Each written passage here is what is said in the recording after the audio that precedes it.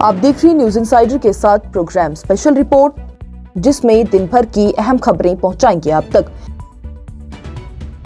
Member parliament engineer Rashid ने उत्तराखंड और हिमाचल के वुज़राए आला को लिखे खत, कश्मीरी शॉल फरोशों पर हमले पर सख्त कार्रवाई का किया मुतालबा। अवामी इत्तेहाद पार्टी के चीफ स्पोक्सपर्सन इनामुन नबी की जानिब से जुमेरात को कहा गया है कि बारामुल्ला से मेंबर पार्लियामेंट इंजीनियर रशीद ने उत्तराखंड और हिमाचल प्रदेश के वुज़राए आला को 2 तफसीली और सख्त लहजे में खत लिखे हैं। इन खतूत में उन्होंने उन अफराद के खिलाफ फौरन और सख्त कार्रवाई का मुतालबा किया है जो कि उन रियासतों में कश्मीरी शॉल फरोशों पर हमले और उनकी तौहीन में मुलव्विस पाए गए हैं।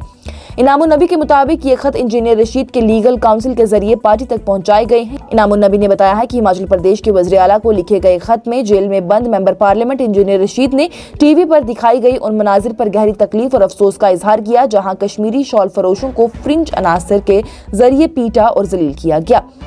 इंजीनियर रशीद ने लिखा है कि हिमाचल प्रदेश हमेशा से अपनी रवादारी और सेकुलर सोच के लिए जाना जाता है, लेकिन ऐसे वाकयात इस तस्वुर को शदीद नुकसान पहुंचा रही हैं। उन्होंने सवाल उठाए हैं कि अगर ऐसा ही रवैया जम्मू कश्मीर में गैर कश्मीरी अफराद के साथ किया होता तो क्या उस पर खामोशी इख्तियार की जाती। उनका ये भी कहना है कि कश्मीर में ऐसे लोगों के खिलाफ सख्त कवानीन के तहत केस दर्ज होते हैं और उन्हें एक्सट्रीमिज्म से जोड़ा जाता है। इंजीनियर रशीद ने कहा कि मुसलसल खामोशी से इंक्लूसिवनेस और सेकुलरिज्म के दावों पर सवाल उठते हैं और ये कश्मीर के अवाम की खुददारी को मजरूह करता है। वहीं उत्तराखंड के वज़ीर आला को भी लिखे गए खत का हवाला देते हुए इनामुन नबी ने कहा कि इंजीनियर रशीद ने अपने हलके के एक कश्मीरी शॉल फरोश पर हुए हमले को बहुत दर्दनाक और तशवीशनाक करार दिया।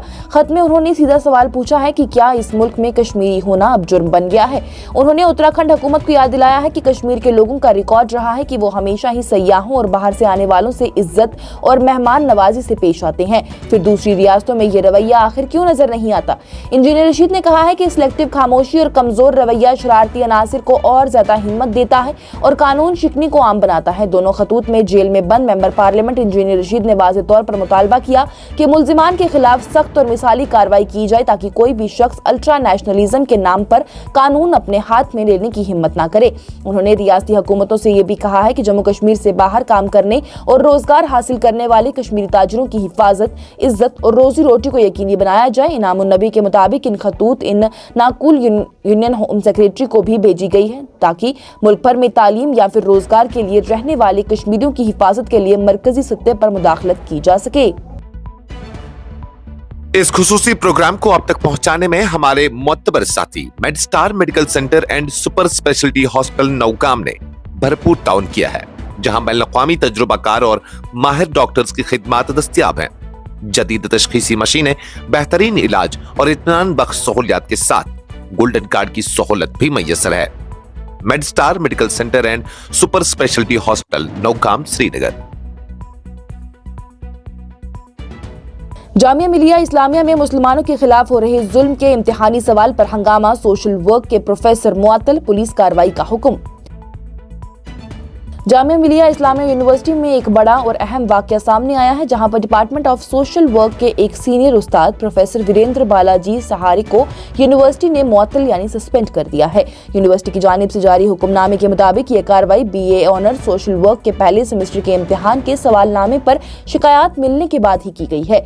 ये इम्तिहान सोशल प्रॉब्लम्स इन इंडिया के उन्वान से साल 2025-26 के तालीमी सेशन में लिया गया था। यूनिवर्सिटी को मुतअद्दिद शिकायतें मौसूल हुई हैं, जिनमें यह कहा गया कि इम्तिहान के एक सवाल में हिंदुस्तान में मुसलमान अक़लियतों पर होने वाली ज्यादतियों का जिक्र किया गया था और मिसाल देने को कहा गया था, जिस पर कि तनाज़ा पैदा हो गया।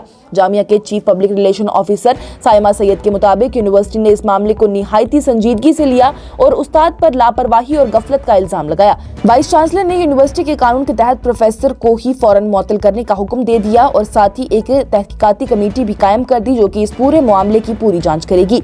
यूनिवर्सिटी ने यह भी कहा है कि कवायद के मुताबिक पुलिस में रिपोर्ट यानी FIR भी दर्ज करवाई जाएगी। हालांकि सस्पेंशन लेटर की असलियत की मुकम्मल तस्दीक अभी नहीं हो सकी। हुक्मनामे के मुताबिक मुअत्तली के दौरान ही प्रोफेसर सहारे का मरकज नई दिल्ली ही रहेगा और वो किसी भी सूरत में मुजाज अख्तियार के बगैर ही शहर से बाहर नहीं जा सकते। यूनिवर्सिटी ने वाज़ेह किया है कि जब तक इंक्वायरी कमेटी अपनी रिपोर्ट पेश नहीं करती, उस्ताद मुअत्तल ही रहेंगे। काबिल जिक्र बात यह रही कि जामिया का department of social work university grants commission का सेंटर ऑफ एडवांस स्टडी तस्लीम शुदा इदारा है, इसलिए ये मामला मजीद अहमियत इख्तियार कर गया है। इस पूरे वाक़े ने तालीमी और समाजी हलकों में बहस छेड़ दी है, जबकि यूनिवर्सिटी का ये कहना है कि वो अपनी जिम्मेदारियों और कवायद पर सख्ती से अमल कर रही है। अब सबकी नजरें इंक्वायरी कमेटी की रिपोर्ट पर लग गई हैं, जो कि ये तय करेगी कि आगे क्या कानूनी और इंतजामी कदम उठाए जाएंगे।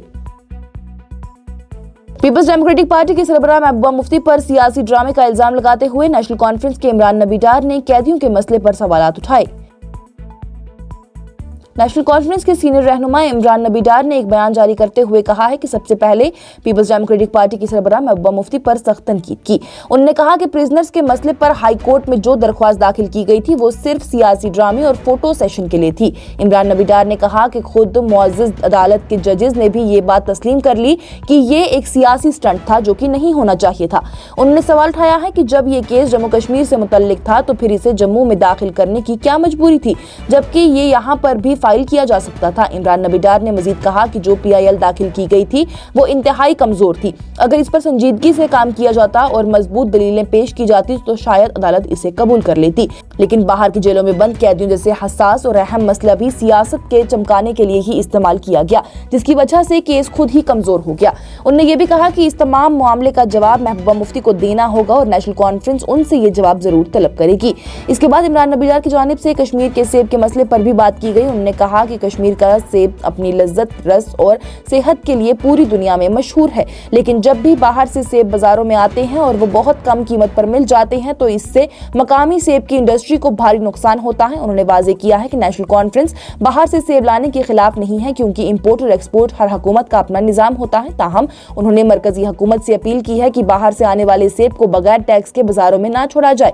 अगर मुनासिब टैक्स लगाया जाए तो फिर मकामी सेब भी ठीक कीमत पर बिक सकता है और बागबानों को उनकी मेहनत का मुनासिब फल भी मिल सकता है। इमरान नबी डार ने याद दिलाया कि बडगाम के इंतखाबात के दौरान भी ये सवालात उठाए गए थे और उस वक्त नेशनल कॉन्फ्रेंस ने साफ कहा था कि इस मसले पर सिर्फ बयानबाजियां हो रही हैं, लेकिन उस वक्त किसी ने इसे संजीदगी से नहीं लिया।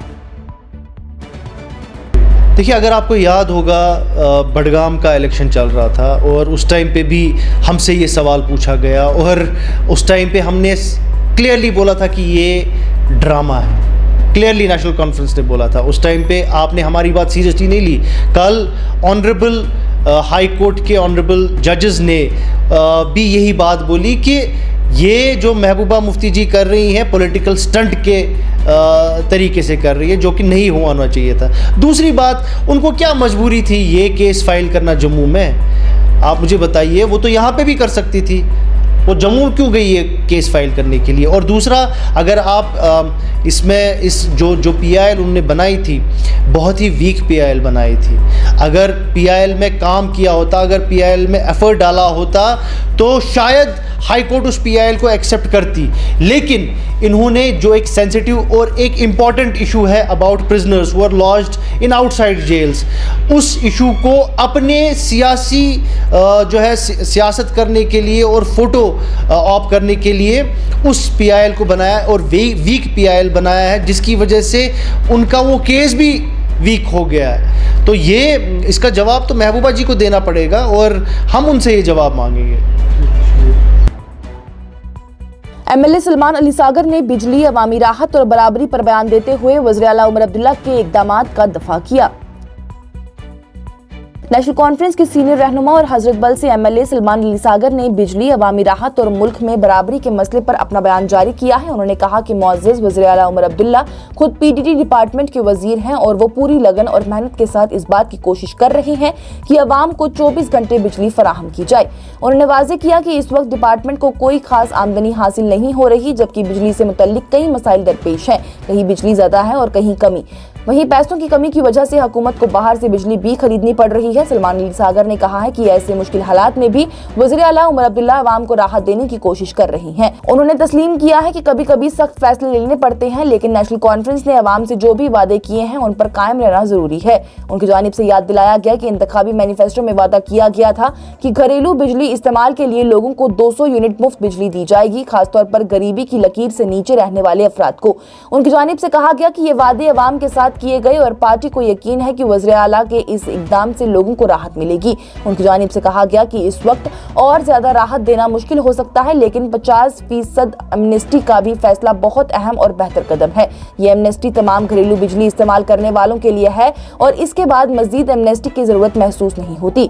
उन्होंने अवाम से अपील की है कि वो इस सहूलियात से फायदा उठाएं। सलमान अली सागर ने माना है कि अवाम को बिजली के बिलों से मुतल्लिक मुश्किलात का सामना है, खासतौर पर वो घराने जो कि गरीबी की लकीर से नीचे जिंदगी गुजार रही हैं। उन्होंने कहा है कि आने वाले बजट सेशन और उसके बाद हुकूमत के पास लोगों को मजीद राहत देने के लिए कोई न कोई रास्ता जरूर दिखेगा। उन्होंने ये भी कहा कि अगरचे कुछ मुश्किलात मौजूदा है, लेकिन बिजली से मुतल्लिक अवामी वादा हर हाल में पूरा किया जाएगा। अपने बयान के आखिरी हिस्से में सलमान अली सागर ने मुल्क में कानून और अमन और बराबरी के मसले पर भी बात की। उन्होंने कहा कि दूसरी रियासतों के कानून और अमन पर जम्मू कश्मीर का इख्तियार नहीं है और जब अपने ही कानून और अमन पर मुकम्मल इख्तियार नहीं है तो बाहर के मामलात पर बात करना मुश्किल हो जाता है। उन्होंने ये भी कहा कि मुल्क में एक बड़ी सियासी जमात है जो कि 125 करोड़ अवाम की नुमाइंदगी का दावा करती है, लेकिन उन 125 करोड़ में से तकरीबन 20 करोड़ लोग ऐसे हैं जो कि परेशानी, जलील होने और नाइंसाफी का शिकार हो रही हैं। उन्होंने जोर देकर कहा कि जब पूरे मुल्क की बात की जाती है तो फिर कश्मीरी दुकानदार, किताब फरोश, दस्तकार, तालिबे इल्म, मजदूर और ताजिर, चाहे वो कश्मीरी हो या मुसलमान हो, उन्हें परेशान नहीं किया जाना चाहिए। उन्होंने ये भी कहा कि हम इस रियासत का बराबर से हिस्सा हैं और हमारी अहमियत किसी भी मजहब से ताल्लुक रखने वाले शहरी से कम नहीं है। सलमान अली सागर ने याद दिलाया है कि जब हिंदुस्तान तकसीम नहीं हुआ था, आज़ादी की जंग में जितना किरदार हिंदू भाइयों का था उतना ही किरदार मुसलमानों का भी रहा है और इसीलिए मुल्क के तमाम रहनुमाओं को ये बात याद रखनी चाहिए कि वो सिर्फ एक पार्टी के नहीं बल्कि पूरे मुल्क के रहनुमा हैं। ऑनरेबल सीएम खुद भी मिनिस्टर है पीटीडी डिपार्टमेंट के, तो वो कोशिश कर रहे हैं, एफर्ट लगा रहे हैं वो कि लोगों को 24/7 मिले बिजली, और हमें कुछ इसमें अड़चनें आ रही, इसमें भी कोई दो राय नहीं है। सरप्लस पावर का या बाकी चीज़ें इश्यूज़ है हमारे बिजली को लेके, पैसे की कमी रहती है, हमें पावर खरीदना पड़ता है, ये सब चीज़ें हैं। इन मुश्किल हालात में सीएम कोशिश कर रहे हैं ऑनरेबल चीफ मिनिस्टर साहब कि लोगों को वो रिलीफ दे पाए, तो इस पर कभी कभी हार्श मेजर्स भी लेने पड़ते हैं, लेकिन हम ये मान के चलते हैं, हमने जो कमिटमेंट्स किए हैं लोगों के साथ इलेक्टोरल मैनिफेस्टो में, इलेक्शन में प्रॉमिसेस किए हैं 200 यूनिट फ्री बिजली देने का लोगों को, बिलो पॉवर्टी लाइन भी या ऑन एवरेज देना चाहिए, तो वादा बंद है हम, बट यकीन करते हैं इंशाल्लाह कि जो सीएम साहब का आइडिया है उससे लोगों को राहत मिलेगी। और क्रिसमस के मौके पर मजहबी तनाज़ा बरेली वाक़े पर मेंबर पार्लियामेंट संजय सिंह की जानिब से उठाए गए सख्त सवालात। क्रिसमस के मौके पर मुल्क के मुख्तलिफ हिस्सों में सामने आने वाले वाक़यात पर आम आदमी पार्टी के राज्यसभा के रकुन संजय सिंह की जानिब से सख्त तशवीश का इजहार किया गया। उन्होंने कहा कि ऐसी घटनाएं हिंदुस्तान की सकाफती पहचान को बैनुल-अक़वामी सतह पर नुकसान पहुंचा रही हैं।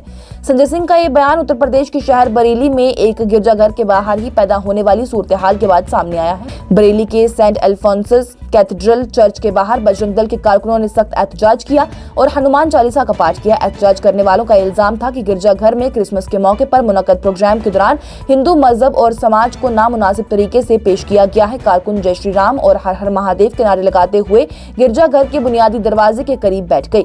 इत्तला मिलते ही पुलिस मौके पर पहुंच गई और हालात पर काबू पा लिया गया। यह एहतजाज तकरीबन आधे घंटे चलता रहा, जिसके बाद बजरंग दल के अफराद ने city circle officer Ashutosh Shivam को एक याददाश्त पेश की है। याददाश्त में मुतालबा किया गया कि मामले की गैर जानिबदार जांच की जाए और जो लोग भी कसूरवार पाए जाएंगे उनके खिलाफ सख्त कार्रवाई की जाए। बजरंग दल का दावा है कि गिरजाघर में मंगलवार को ही मुनक्कद क्रिसमस प्रोग्राम के दौरान कुछ स्कूलों की जानिब से पेश की गई ऑडियो विजुअल स्किट में मजहबी तब्दीली, हिंदू मंदिरों और हिंदू समाज से मुतल्लिक मामलात को गलत तरीके से दिखाया गया था।